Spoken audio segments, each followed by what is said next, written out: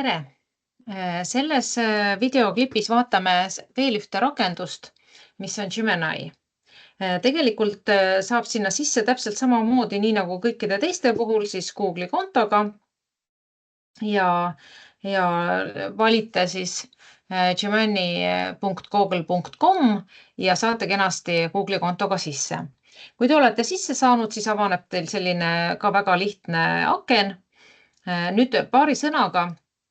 Erinevus siis ChatGPT-l ja Gemini pool on siis see, et Gemini on loodud siis Google'i poolt ja ChatGPT OpenAI poolt.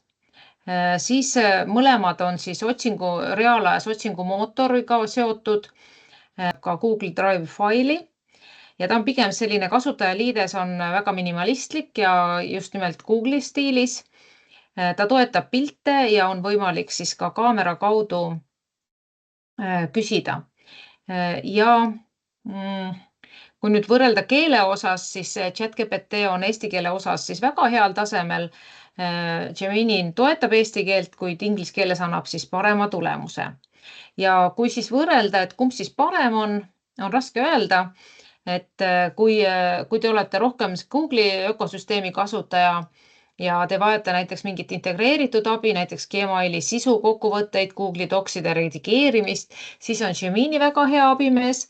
Ja tegelikult kui ChatGPT on siis pigem selline paindlik ja loov tööriist erinevaks siis tekstiloomeks, programmeerimiseks, teadusliku sisu struktureerimiseks ja nii edasi. Nii et tegelikult mõlemaid tasub osata kasutada.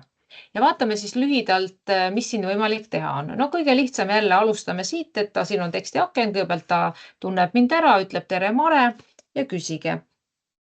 Noh, ma ei tea, kirjuta kokkuvõte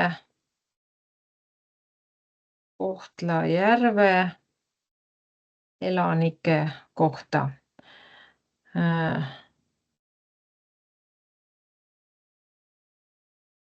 Mida iganes, vaatame, mis ta siin kirjutab, ega see ei ole väga hea. No ta üldiselt jah, kes siin on rahvuslik koosseis, kui palju on 1. jaanuari seisuga elanikke, no nii. Ja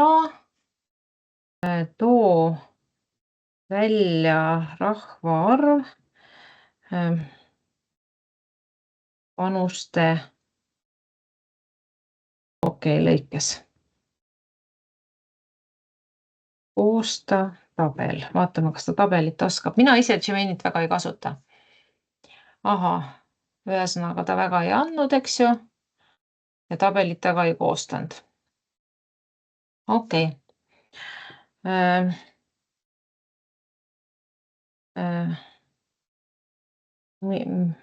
Mille poolest on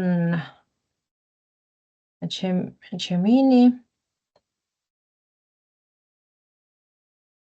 parem kui ChatGPT. Vaatame, mis ta selle peale ütleb. Nii. No ühesõnaga, saate ise ka lugeda. Nii. Genereeri foto, pilt lapsest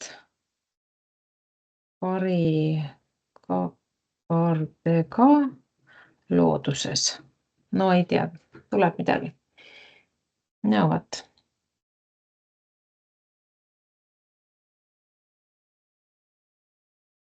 Aga muidu piltide genereerimise, Okei. Mis pilte sa genereerid?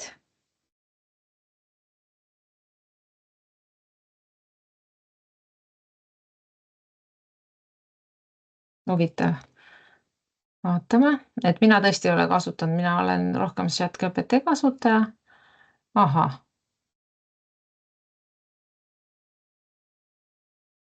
Lisada üksik asja, okei. Nii. Aitäh. Lisa lauale lillevaas. Millegipärast lapse pilte ta ei tahtnud, et see on turvalisuse kaalutlustel. Nii, vaatame. Ahah, okei, pakkus sellise pildi. Ühesõnaga sellised võimalused, mis siin saab lisada pilte, faile Drive'ist ja siis nendega neid ta töötleb. Nii, uue vestluse saab siis siit, uus vestlus, saate jätkata.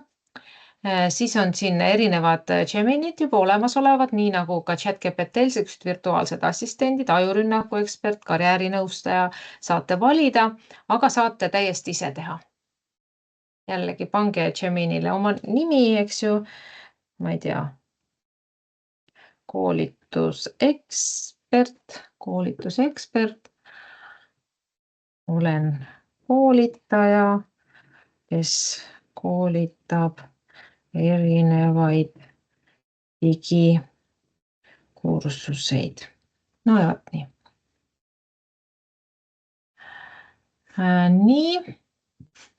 Ja mis siis siit saab veel teha? Okei, võta tagasi, võta edasi, aitab küll. Eelvaade on selline. Nii, nimi. Ja salvesta. Ja alustage vestlust.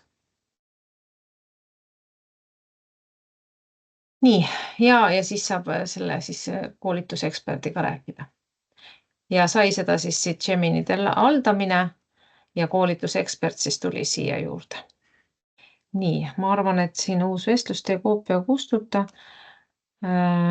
Muuda. Nii. Ma ei näe, kus siin ikooni saab muuta, aga saate ise seda siis katsetada. Nii, lisaks on siin abikeskus, seadete poolt saate, kellele meeldib selline tume taust, saate seda teha. Siin on kättesaadavad avalikud lingid, kui teil neid on ja kui on mingit salvestatud teavet. Nii et selline lihtne rakendus, näete, Google'i rakendused on ka siin kohe kõik kättesaadavad, ühendatavad. Nii et nendele, kes on Google'i sõbrad, saavad siis seda väga aktiivselt kasutada. Ja kui Gemini peale vajutate, siis jõuate tagasi siia algsesse. Nii et edukat kasutamist teile. Aitäh kuulamast!